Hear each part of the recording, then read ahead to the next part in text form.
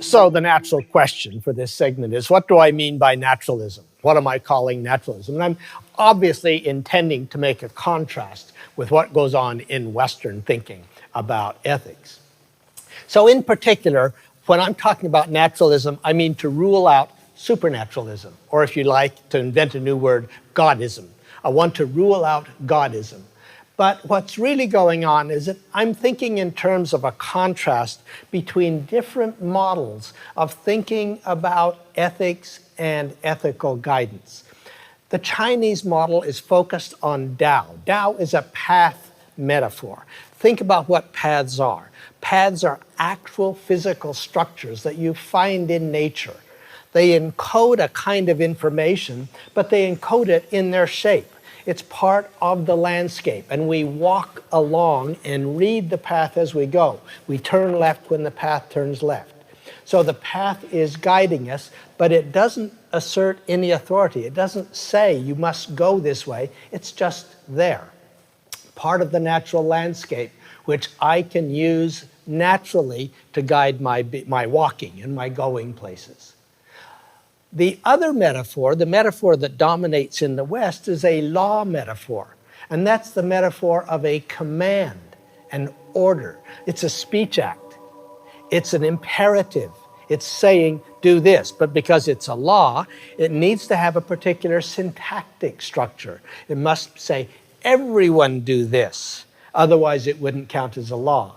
And so a law always presupposes that the giver of the order is legitimately in the status that makes that order binding for you. So you must obey. What is it that makes that imperative actually guiding for you? Requires that you have a certain status of the person who issues it. In the baseline case, in the case in which we borrow this metaphor, the political case, the legislative authority creates the law, speaks it in effect, and then there's a judicial judging whether or not you have violated it, and then there's a structure of punishing to punish those who do violate it or are held to violate it. So the metaphor involves the idea of words, interpretation, application to a particular case, and then punishment. And so it's a much more complicated and much more social metaphor of guidance, not nearly as natural as the Tao metaphor. In the comparative context we're choosing, you take that law metaphor and you begin to ask the question, what makes someone legitimately in the position of authority so that their utterances are actually normatively binding on us? And in the Middle East and in Indo-European countries and in the West in general, the answer always comes down to supernatural status. You use the fact of the supernatural, the godlike status, to be the ultimate source of authority. And it's God's endorsement of the ruler that makes the ruler correct. So naturalism is just not that. That's all in one sense, that's all I mean by it. That's a kind of contrastive sense. Western normative naturalism does exist. I don't mean to deny that. I'm talking about a kind of basis from which Western ethical philosophy develops. And it's a very, very rich field, but we won't go into all the details. Suffice it to say, it's actually a very challenging subject. If you want to be a naturalist in the West, you have to find some way of explaining normative force without the appeal of a supernatural. And there are many versions of this, ranging from virtue ethics to particularism and emotivism, and we don't have to talk about those details because we're interested in a different issue. We're not trying to help the Western philosopher solve his problem about what naturalism is. Instead, we're going to look at a system where naturalism is just taken as the default view. You don't have to work for it the same way. So what we'll see is that in China, nobody makes an argument for naturalism. It's just taken for granted. It's just taken to be, here's what guidance is in nature. And all of the problems become, which one of these versions of natural guidance do we choose? So it is still a philosophical topic, but not one that addresses directly Western issues about naturalism.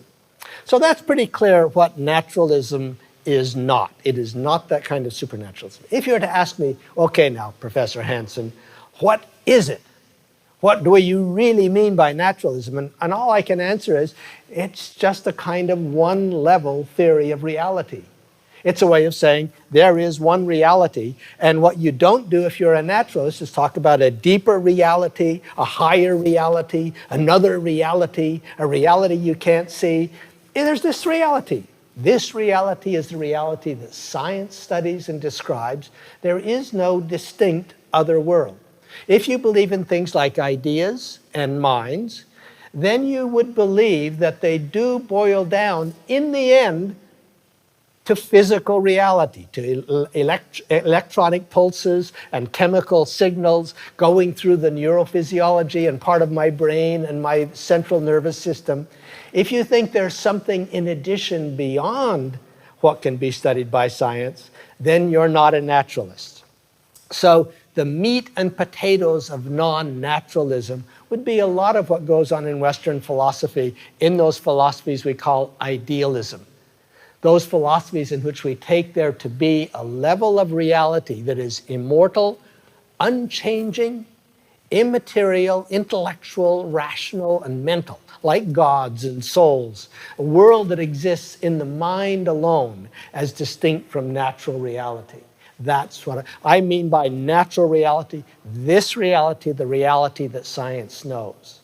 It's linked in a way to one of the questions that comes up about Chinese philosophy, and it's sometimes misunderstood and mishandled by comparative scholars.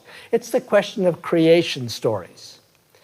The issue here is not whether or not China has creation stories. The question is, are there creation stories, supernatural creation stories? Accounts, that is, of the creation of the world of nature from something outside of nature, something supernatural or extranatural, which creates out of nothing the natural world. That's the kind of creation story that's relevant to supernaturalism rather than naturalism. It is true, interestingly, it's very doubtful in the period we're talking about whether we can find any examples of these creation stories. But certainly a couple of hundred years later, we find creation stories in ancient China. But they're stories that go like this. Stories about how the universe is formed from an egg. So that it's, in effect, a kind of naturalistic account of the universe. Now, that may not be a very good account, and most scientists wouldn't take it very seriously, but it is a naturalistic account. It's an account that's a little bit like the Big Bang Theory in that it's naturalistic. It doesn't rely on something outside of nature being the origin of the natural world. Yin and Yang theory is another naturalistic account. In fact, it's almost explicitly a sexual procreation organic theory of nature. It says that nature is born from the mixing of two opposites. They interpenetrate and form everything that exists, comes in this way. A naturalistic story, perhaps false, but it's one of those stories that science could explore and discover to be false. It's the sort of thing that science would or could talk about, discover to be true or to be false. So it's not supernatural in that sense. It's a naturalistic story. So that's what I mean by naturalism, and it brings us to a closely related subject, and that is, should we think of what's going on in this classical period in China as religion or as philosophy? We'll discuss that in the next segment.